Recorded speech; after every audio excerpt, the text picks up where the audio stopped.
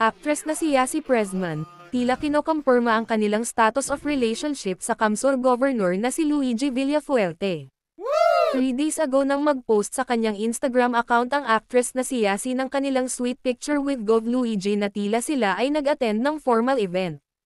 Tapusin ang buong video para malaman ang totoong label ng kaning relasyon.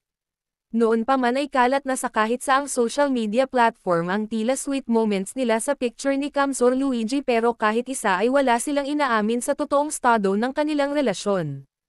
Pero kamakailan lang nang kinumpirma ng actress ang kanilang totoong relasyon via Instagram post na may caption ng "A Beautiful Night of Love", sabay pahabol ng "Swipe to the end for a kilig surprise". At ang pinaka-exciting part ay ang kanilang sweet video na nanonood ng fireworks at may pahabol ng kanilang kissing moment. Ito ang hinihintay ng lahat, no more hula sa kanilang real score dahil officially mag-boyfriend and girlfriend na sila.